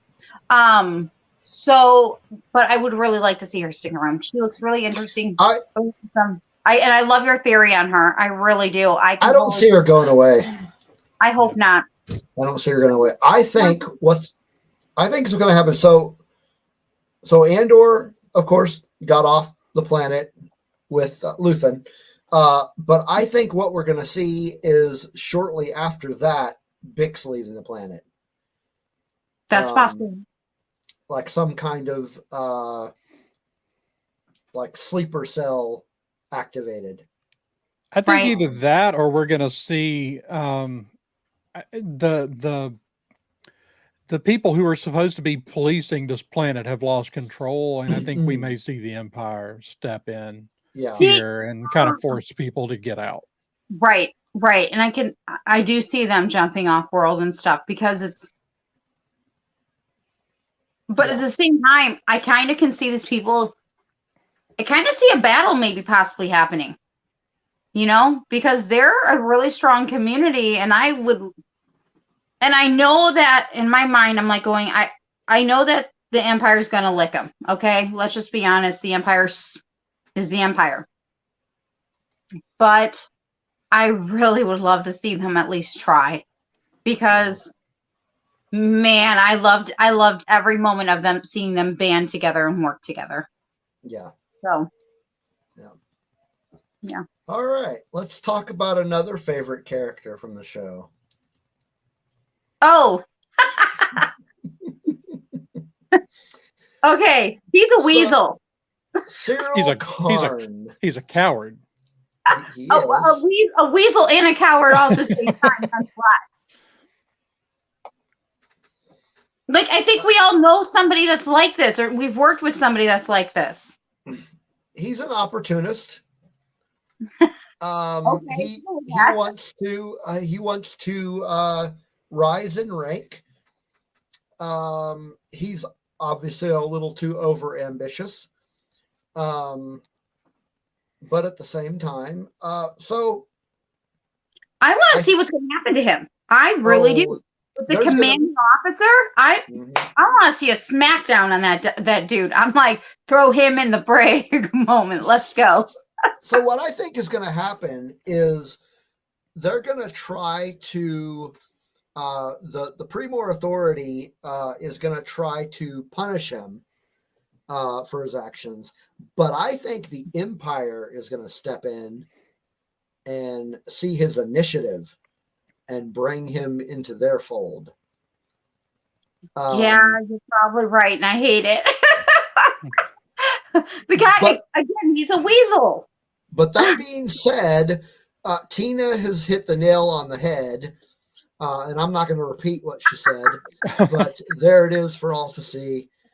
But yeah, so see, now that'd be interesting. A completely different conversation going on here about Cassian's sister. Dragon Buddy thinks that she's going to be part of the Empire. Interesting. Give it a Lost Stars feel. What, Ro? Why do you feel attacked? Who attacked Ro? He says, who attacked the Podfather? Yeah, I don't know. I better not. I hope I didn't. Oh man, Hector. Wow. Yeah, I'm not even going to put that one up on screen. Oh wow. Wow. This is why, if you're listening on Audible, that you should always join us on the live stream once in a while, because you will see the shenanigans in the chat. Yeah, he really doesn't like Cyril Karn. Man, that's rough. Yeah, I mean, you're right. He's a weasel. He is exactly what Tina called him. Well, you know what? I don't. She also said he is a pretentious one, but also an interesting one. I'm not sure if he's really that interesting. I think he could end up being interesting. I don't think he's that interesting yet. And General Shinobi is also correct. He is a brown-nosing kiss-ass. Is he though? Because he went directly against orders. Yeah, that is like. Here's the thing, though. There are people above him, and so he thinks that by bringing this person to justice, that he's going to be rewarded. He's the Draco Malfoy of mall cops. That is amazing. Oh, Man, we have an awesome chat. They are fantastic. we really do. We really do. I agree, though. He's kind of like somebody said something about a hall monitor. He's the hall monitor everybody picked on. Yeah, he's kind of an ass, but he is a what's the word I'm looking for? He is a necessary ass. Yep, a necessary evil. That we needed that antagonist. Mm-hmm. So bottom line, I think he's going to remain an antagonist throughout at least this season. Mm-hmm. In what capacity that becomes, we don't know. But we'll be finding out. We will find out. Let's see. Who should we talk about? Well, speaking of Harry Potter, maybe we can pull up that character. Marva. Oh, okay. She was Dursley in Harry Potter. Oh, okay. Yeah, I didn't pay too much attention to those movies. But yeah, Marva, very interesting character that I think we're going to learn a lot more about. So essentially, Andor's adopted mother. And that's where he got his last name. Right. Yep. Yeah. And so she finds him on the planet. Oh geez, what was the name of the planet? Canary. I didn't want to pronounce it wrong. Canary. Okay, so found there amongst the wreckage of the Republic ship. She and the who I have we have all pieced together that that's kind of her husband. We think. I'm not sure, honestly. I don't know. I'm not sold yet that it was her husband. I mean, just because they were together doesn't mean they were together. True. You know, true. We sometimes ship people too fast that we don't wait for the explanation. So I'm gonna put it out. I can see that. I can see that. But they're basically, I mean, these guys are kind of scavengers. So that leads me to the question: what were they doing on that planet? Well, we're gonna find out. we will find out. Andrew, what do you think of Marva? I think Marva's a great character. She was one of my favorite additions. I would say her and Luthen are my favorite two additions as characters. I want to know more about her, and I do think we will get some backstory for her at some point. But she's very much, a scavenger and a little bit of a rogue, and she's a respected person where on Ferrix. So I'm curious to see more about her. Yeah, definitely. Now we know nothing has happened to her yet. Although it was looking like they were going to, not necessarily kill her, but at least at the very least imprison her, which they may still do. Turn her in, and because Cyril and them are still on that planet. Um, but yeah, it's going to be interesting to see. I imagine that we're going to see a lot more flashbacks of Andor growing up. And she will be a part of that. But yeah, it's just, another character that we definitely want to learn more about. And by that token, learn more about Andor. Right. And how he got. And she is a very intriguing character to me. And even the actress playing her, I can't remember it offhand. I'm sorry, people. I can remember the first time I saw her. It was in Three Men and a Little Lady. And she's just a quirky actress to me.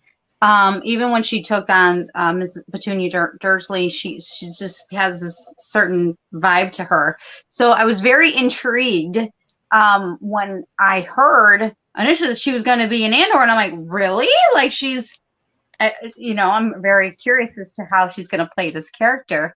And I like how she played her. I like what she's bringing to the table. I like Andrew said, she's a rogue. And I love that about her. I'm like going, yes, give me more rebels, rebel in the right way. That's what I like. And I'm just very curious as to what's going to happen with her.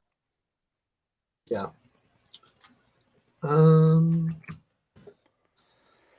Let's see who. Oh, of course, we need to talk about this guy here. Luthen. Very, very important character to the series, it seems like.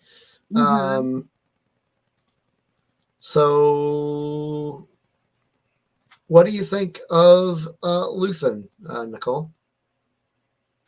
I think Luthen is going to bring a lot to the table. I think he's going to be a big part of the rebellion and what is to come. I like him as a character. Let me go back. I didn't even answer your question. I jumped straight to my predictions already. I like his character. I think that there's something about his strength and the way he talks and the way he does things that really show, his actions really show. And I can't wait to see more of it. He's definitely, like Marva, he's another one that I'm really, really interested in and seeing how far he goes with this series, because I think he's going to bring a lot to the table. Yeah. How about you, Andrew?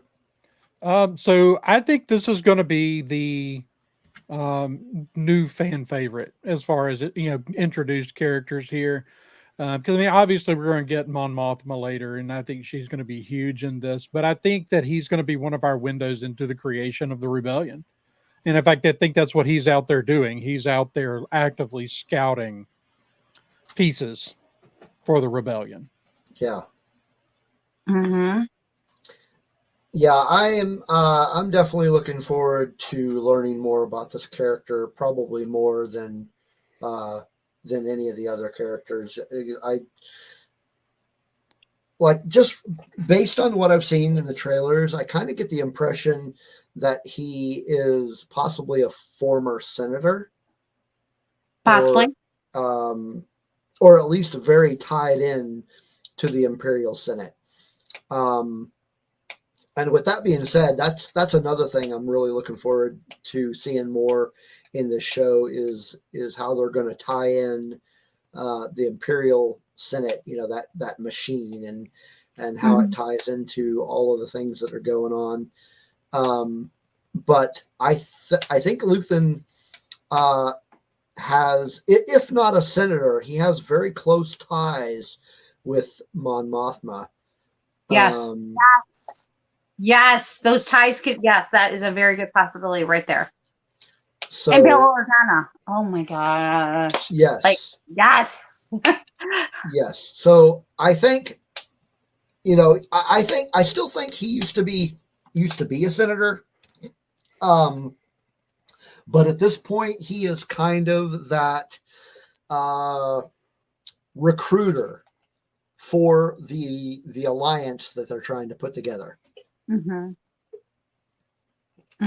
So I don't know, Megan. Are you getting bored already? Well, and thank you, bro, for stopping in. Stay safe, Shanti. All our friends and family in Florida, be safe. We know it's in Florida. Thank you, Hurricane Ian. Nah. Well, what about this guy? We can't leave out this guy. He's important. If he's gone tomorrow, I'm not gonna cry. Oh, come on. He's an important part of the operation on Ferrex. He's part that is correct. Doesn't mean I gotta like him. I mean, like, I might actually dislike him. I don't know. There's just something about him that just no. Somebody earlier in the chat when we were talking about Cyril was mentioning a brown nosing. There we go. This guy definitely fits that letter to a T. He is definitely the brown noser of the group. I love the part in when they're on the ship and he is giving the instructions, and then Cyril comes up and gives that really lackluster pep talk, and then Sergeant Mosk steps aside. Very, very inspiring, sir. No, he wasn't. Very inspiring. Very inspiring. Yeah, inspiring.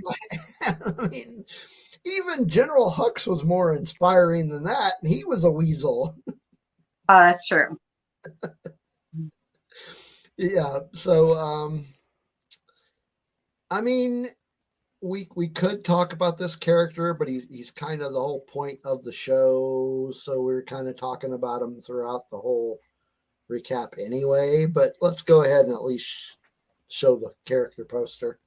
That's not your kitty cat. No, that's not my kitty cat.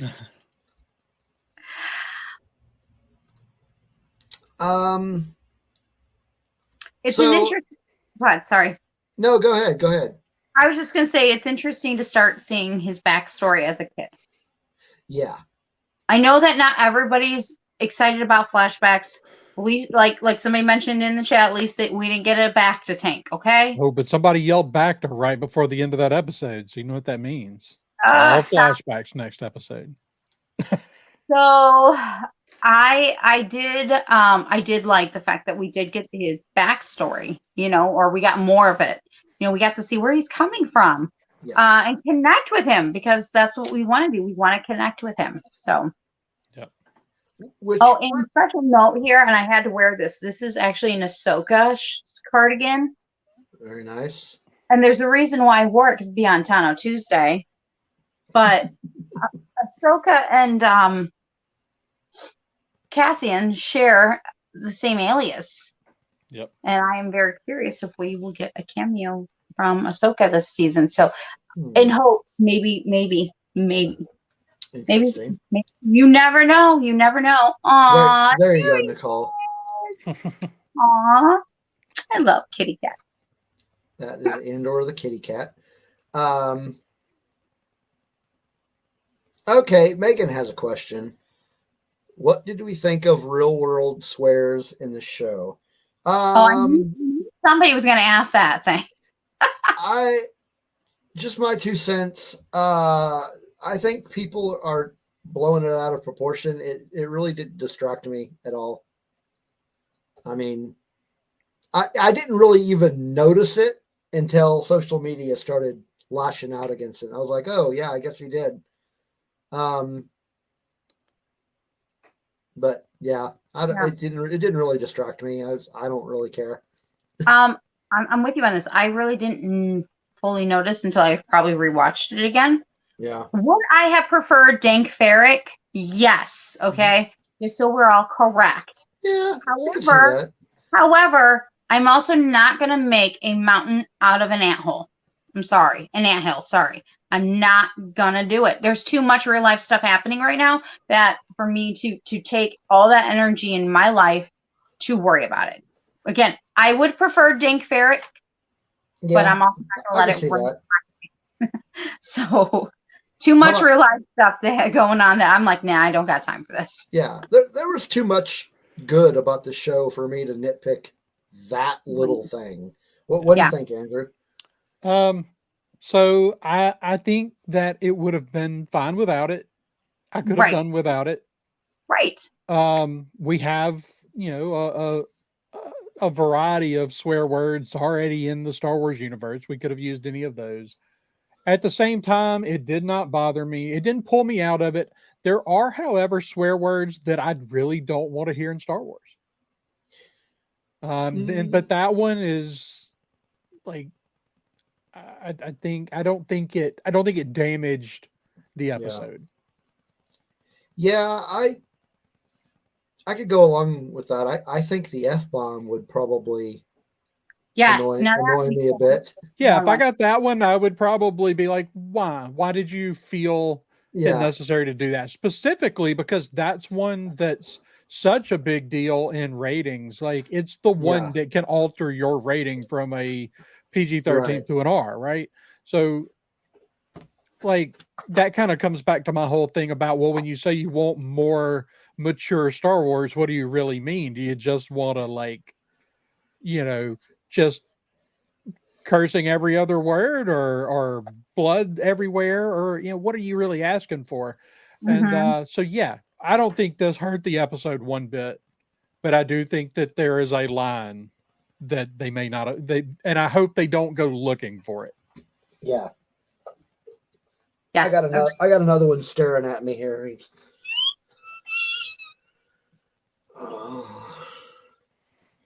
He's kind of a cuddler. This is Max. I love that. This is Max. I love our kitties and our dogs. Yeah. Everybody.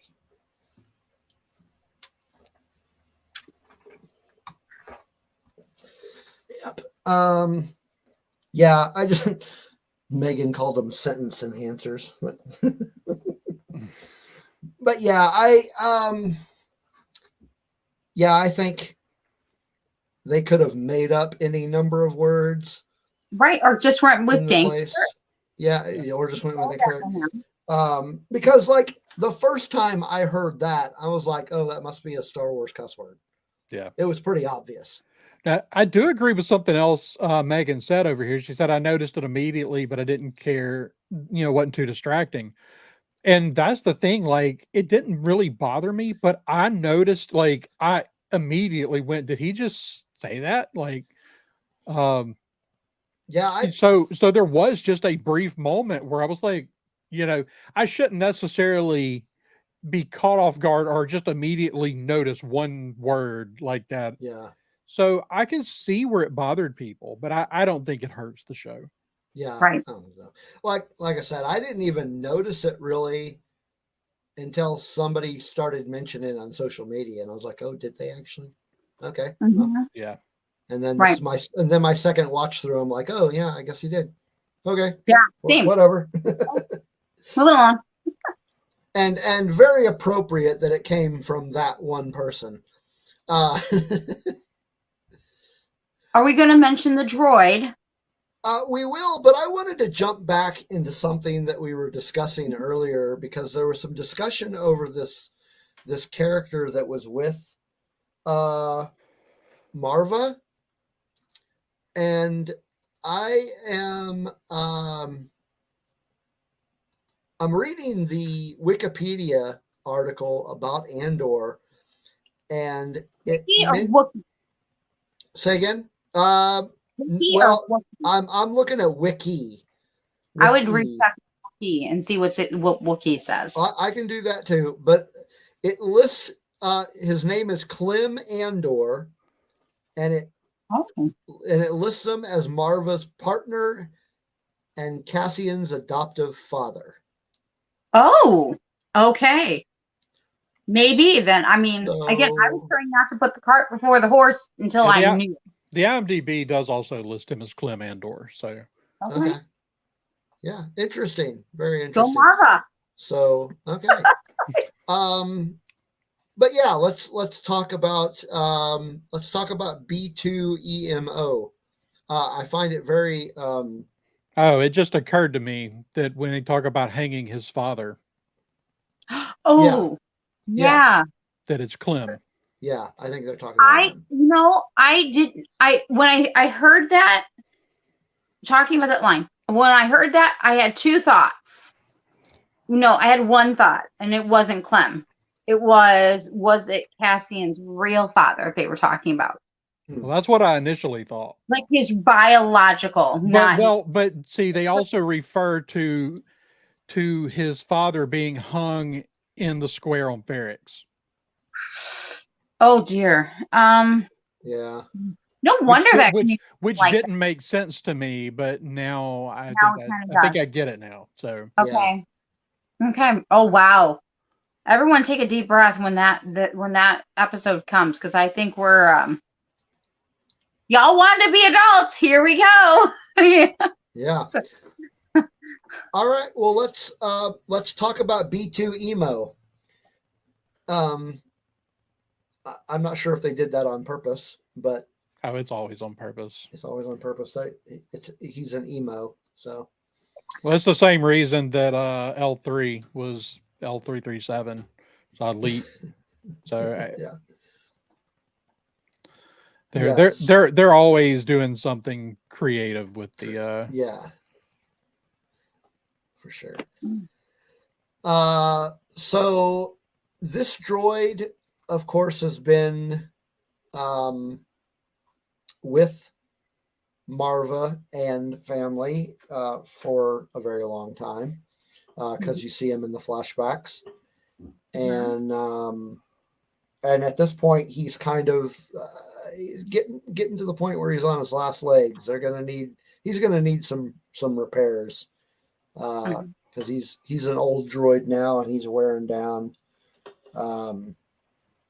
but at the same time he was maybe necessary is not the right word, but I felt he was a really good, important addition to the show. Mm-hmm. What do you think, Andrew? What do you think of emo? I agree. I like what they did with it. It's an older droid, and he has to be plugged up all the time in order to work. He won't hold a charge, and I think one of my favorite things was he wouldn't lie, because it took more power for him to lie. And I like that little thing there where he didn't want to lie because it was going to drain his battery more. Yeah. So another what I like about this character is that it kind of gives us insight into why Cassian basically hangs out with droids,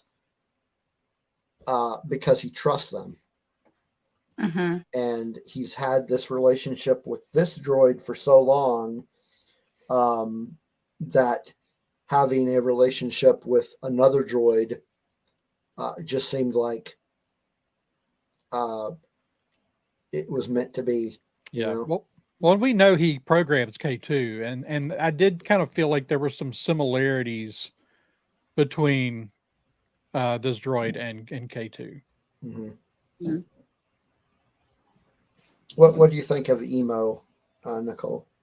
Okay. I'm going to start off with the dislike first. It's actually nothing to do with the droid. It actually has nothing to do with the name. So we actually have this really cool scene that I actually do like the scene. Okay. So it's a mixture here, people. Hang out. In that scene, it reminded me of Pixar's WALL-E. Yeah. And he's coming out, and I am like, you gave him this name, but you should have included a W. It needed to have a W, because I was like, WALL-E? Why? I gotta call him Nemo, but he's a WALL-E. Like, and that's where my brain went. My brain went, no, that's WALL-E. So that was my only major dislike. I think he's a cool little droid. I like what you guys said. He's very honest because of the battery thing. And And I'm curious as to more of his travels and things, just like R2D2 was there at the beginning. He was there at the end. And I'm like, okay, what else have you seen through your eyes? We know that he has to be somewhat significant because he is also included in the title card. Like when they're doing the different things, he is there. So we know that he's significant. I don't know the actor or actress who plays him. I wish I did. Droid, I'm excited to see. Again, anybody who knows me knows I love droids. So I'm really curious as to what's going to come up this droid. Dave Chapman. Okay, coolio. Good job, Dave Chapman. I mean, I keep up obviously on Anthony Daniels and Penny Baker and things, but no, I'm very again, I only had the one dislike and it had nothing to do with anything. It had only with this name. Why didn't they put a W? Yeah. WMO. I don't know. Like, I want Wally. Dragon Buddy says he does play a bit of Jiminy the Cricket as a character. I can see that. Yeah. Yes, actually, you're right. That's a good comparison. I think with this character, we got another good addition to the long line of droids in the series. Yeah. I think that is it. I think we're ready to close up shop. Andrew, thanks for coming and hanging out with us and talking about Andor. Yeah, thanks for having me. Yeah. And thank you to everybody in the chat that hung out and talked to us, except you, Hector. I'm just kidding. I'm just messing with you. Always glad to have you, Hector. And yeah, so thanks everybody that joined us in the chat. And as always, thank you to our patrons. And next week we will be back with a recap of episode 4, which airs, if you're watching this live, airs tomorrow. Just a few hours. In just a few hours, yeah. So definitely looking forward to that. And looking forward to next week when we talk about that some more.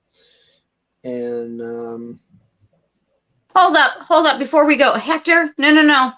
The original R2D2 is Kenneth Baker. The original. Can't take that away. Like, hold up before we end. I saw that comment. I was like, wait, no, that's not true. Yeah. He did post that, and I was like, wait a minute, that doesn't sound right. I'm like, no. No. Yeah. I have emotional ties to R2D2, so no. You're probably right. He might be a different actor who took over Kenneth Baker's. No. The only other person I think that has ever been in the R2 costume is Deep Roy. Okay. Okay. It's all animatronic now. Right. Correct. Yeah, because after, yeah. Cool. Well, again, thanks for coming by, Andrew, and thanks everybody for watching. And I hope you had as much fun watching and enjoying our jibber jabber as we did making it. See you next week, and may the force be with you.